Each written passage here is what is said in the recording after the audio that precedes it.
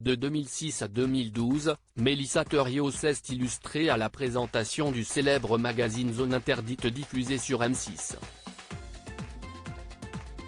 Mais, contre toute attente, elle décide en 2012 de quitter son prestigieux poste.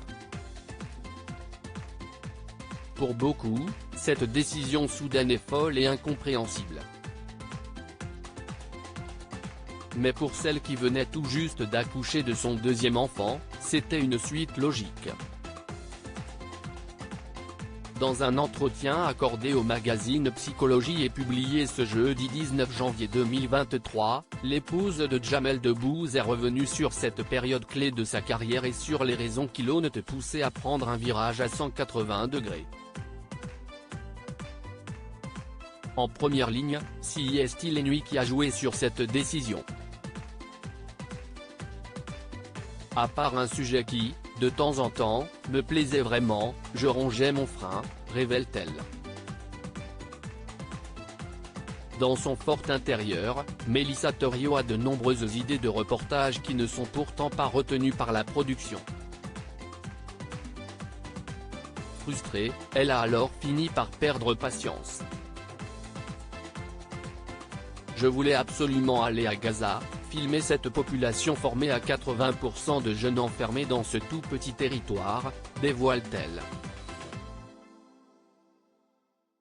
Ça devenait obsessionnel pour la maman de Léon et Lila, cette frustration devient insupportable et freine sa carrière. Je trouvais ça fou et ça devenait obsessionnel. J'aurais pu tout mener de front, M6 m'assurait un bon salaire et j'avais une émission sur Paris Première que j'aimais bien.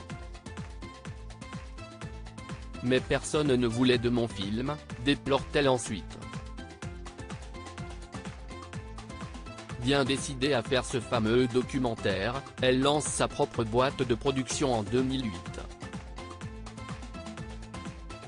J'ai monté ma petite équipe et j'y suis allée seule. Gaza, une jeunesse sous surveillance a bien marché, ça m'a donné confiance pour en faire un deuxième, puis un troisième. Explique-t-elle. Face à un tel succès, elle décide finalement de laisser tomber l'animation, juste après avoir accouché de sa fille. Je me suis dit que je pouvais en vivre, sans appartenir à personne. J'ai eu envie que cette liberté soit totale. A-t-elle conclu. Un choix vivement critiqué par la profession mais qu'elle ne regrette absolument pas aujourd'hui.